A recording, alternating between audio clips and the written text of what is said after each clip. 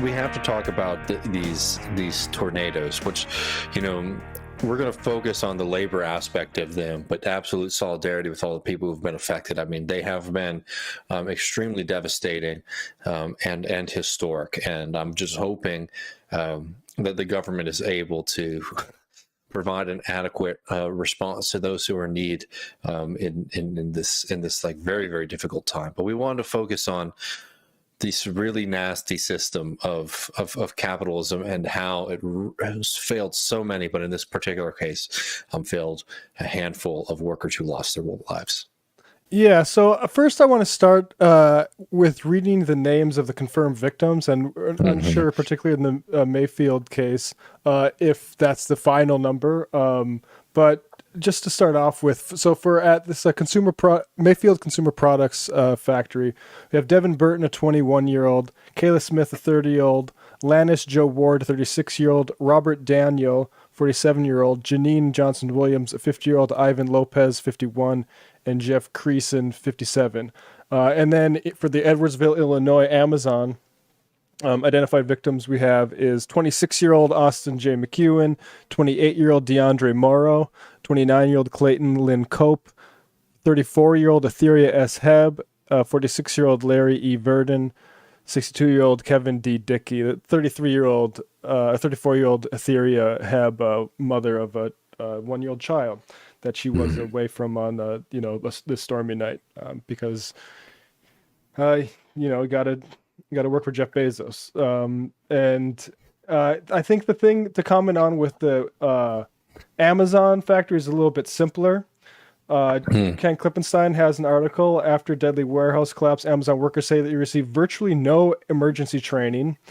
Amazon employees have been discouraged from taking time off for natural disasters because it would slow down production. And Ken has this quote from a Slack taken a few days after, or the day after. I know it's the weekend and Amazon was busy blasting Michael Strahan and other wealthy people into space, but can we get any kind of statement about the mass casualty incident in Illinois?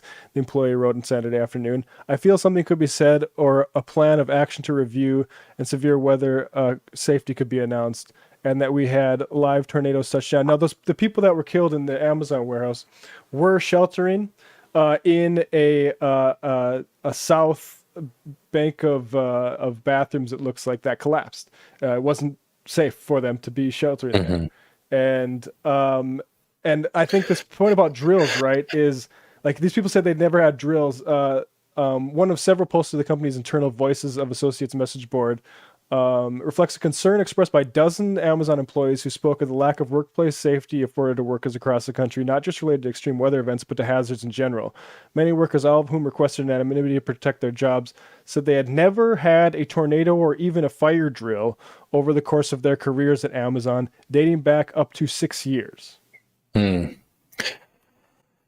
I mean, and there's a lot to talk about, you know, specifically about dealing with this problem, but it also has to be noted in this case in Illinois that the Ken Klippenstein piece also notes this as well, that the company itself did not know what was going on at the facility internally.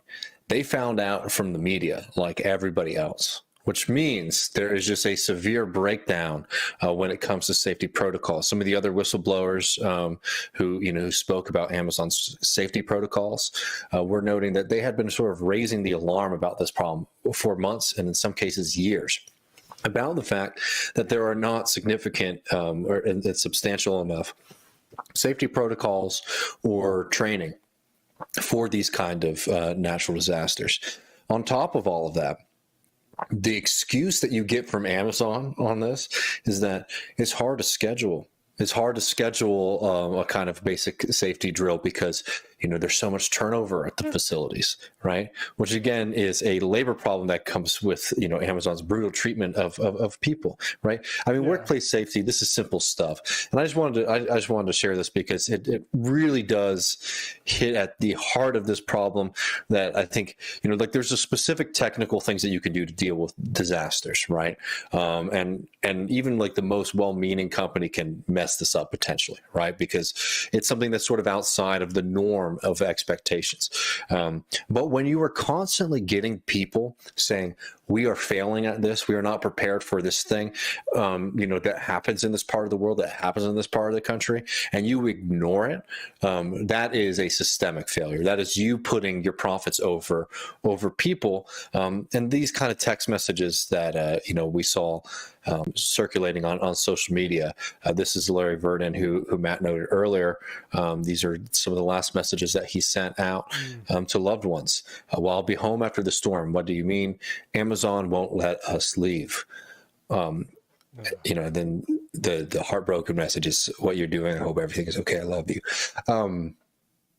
That's the kind of, we can talk with people who know more about disaster preparedness, right? About what kind of protocols you can put in place, but it's that lack of freedom right there that is the fundamental issue here, where people's lives are just sort of thought about, after the fact, and not proactively enough. When people were saying, are worried about what's coming, and they're sort of told that they're not allowed to leave the facility. A facility, not because the facility was providing them with safety, right? It'd be one thing if they're sort of locked down in a safe space, and they're sort of saying we actually can't let you because it's not safe to be on the highway right now, right? This is literally, we don't want you to be off of your shift because we can send you right back to work after we get an all clear that the tornado has passed.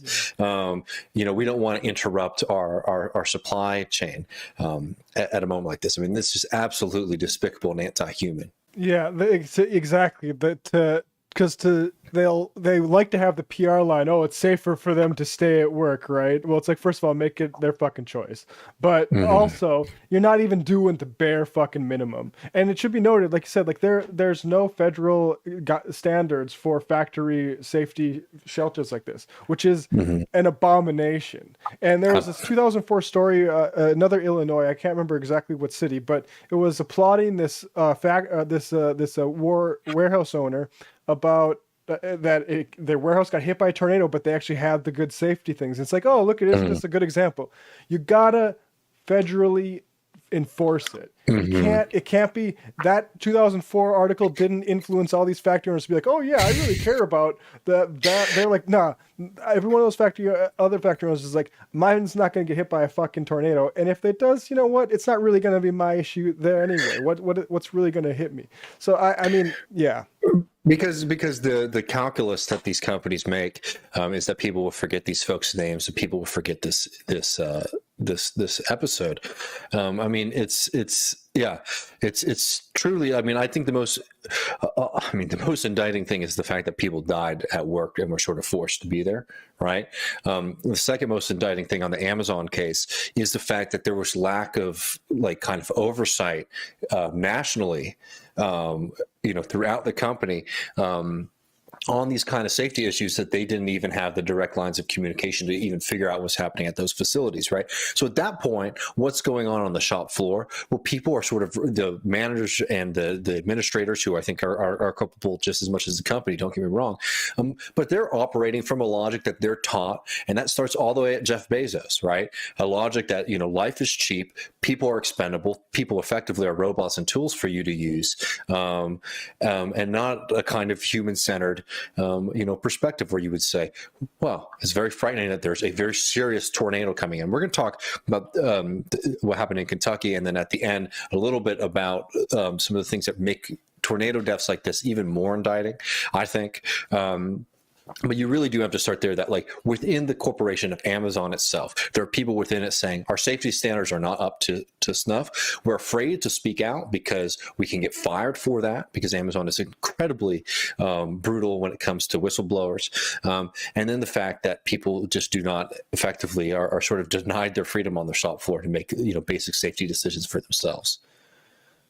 Yeah, exactly.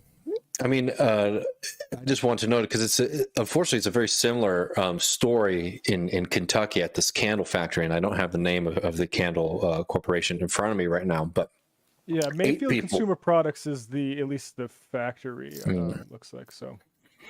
So Mayfield, this candle factory in Kentucky, they also had fatalities. 8 people died. And the thing that makes this story so damning is the fact that we do have more on the ground reports from this, at least right now. Workers were denied to go. So 2 tornadoes passed, right? The first one, workers were denied to go home by their management. And after the first one passed, some people left. They left because they didn't feel safe. They left because they were worried about what happened in their community. They were left because they wanted to be with their families. They were told, the company denies this, but now multiple workers have come forward and said these workers were told that if they leave, they are likely to be fired. Right? It literally was a your job or your life kind of deal that these managers were putting up in front of people. Again, that's the managers for sure, but that starts all the way at the top of a company when you start to create a culture that works like that. Again, people left and they said, screw this. I don't care about this job. I'm going to like do what's best for my safety. But I don't know, like Matt, we talked about this before. Like, have you, we talked about a couple of weeks ago about, the kind of lack of autonomy that you felt when you had a shift manager at one point flip a coin to decide if you got to go home or not. Have you ever had that kind of experience, like when it comes to like, safety or like major events like that, where, I don't know, someone sort of lording their control over your ability to make basic kind of decisions about your life and safety? No, I feel lucky to not have it. The only thing that comes close is like I feel like I was a bit when I was a bit more naive and like working in college at like a coffee shop, and it would be like a blizzard day. I would think I was like doing some sort of super heroic thing by offering to come open that morning because I'd be willing to drive through the snow. But like that is obviously like I've never been like held someplace where like where you want to go home like to something. Yeah, I mean, no, I don't have anything that compares to this. I mean, the thing is, like a lot of construction stuff, when the weather was inclement, like they're just shutting it down just because they can't work in the rain or something like that. When I was bartending, I mean, I had a few pretty nasty snowstorms where it's like, I don't want to like risk. I can't get to work in the first place because if they've shut down all the trains and the buses, I have no way to get there. And two, it's like, I don't want to get there and just serve. Like, I'm sure it might even be busy because the people who live around there, who live upstairs, might, want to come down for a beer. But like, I don't want to have to be in a kind of situation where I'm unable to get home at the end of the day because, they shut down the trains or the buses. And, I was told flat out at a couple places I worked that you have to come in regardless, and ended up having to stay at somebody else's house, not being able to go home at the end of the day. Obviously the much worse outcomes, as we were talking about earlier, than that. But it's just that kind of fundamental lack of freedom and safety that is brought into these kind of relations, because you have to be able to provide an income for yourself and your family in this system. And, I know some people, like, I understand, like, sort of identifying with the kind of people who are saying, I'm leaving, right, at that moment. But, it's a lot easier to say that kind of shit in the hypothetical, right? And obviously, like, we should cultivate and encourage the kind of mentality that says to the bosses, no, screw you. But don't do that at a point that sort of, is at the expense of the other people who are essentially were forced to continue being at work, right? Yeah, I mean, and that's the thing is you can say in that moment I would have gone home, but the truth is tornado warnings happen a lot, right? Like, yeah. And that's the thing is like, so it has to be a collective thing where one, you make sure you have an option where if you do want to stay, you're fucking safe, and then and you are fully informed. I mean, that's the thing of the lack of responsibility. Like, what the fuck is the point of? Well, we know what the point is from a capitalist perspective, right? Is that lack of responsibility is money in Jeff Bezos's fucking rockets, right? That they don't care, like, to know exactly what's going on at all their warehouses when there's inclement weather like that. That's because that would cost a lot of fucking money. Making sure all these warehouses that they rent are fitted out with safe places for this to go, that costs a lot of fucking money. Stopping people so they can learn where to go in case one of these tornadoes in Illinois or Kentucky, places that get tornadoes, stopping production for these new places so they can know, like, oh, should I go to those bathrooms or should I go to this ones? Like, that costs money.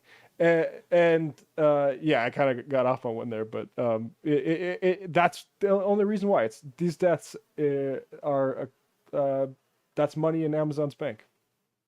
Absolutely, no, for sure. And I just wanted to note, sort of in closing, that when it comes to when it comes to these very, very frequent natural disasters that are coming because of the climate crisis, we have to note that we are getting a lot better, though, at predicting the severity and of things like tornadoes, right? So we're at a point right now, and there's an article this morning in the New York Times where we're virtually at like 100% accuracy when it comes to our ability to predict tornadoes. It's not, you can't predict them like way in advance, but you're getting a 15, 20-minute lead time. So when you're in areas that are sort of facing the crisis of, big tornadoes like that, these kind of failures, these are systemic failures. Like these are failures of like the safety systems in place at workplaces. Right. Not of our ability to be able to predict these things. And I think that makes it even more indicting. Yeah, that's a good point. I mean, I wasn't aware of how exactly and again, like Amazon, of course, the company that controls the data centers for the CIA and all that shit, right? This is fully within their capabilities, and they just not going to do it. We'll see if the government makes them.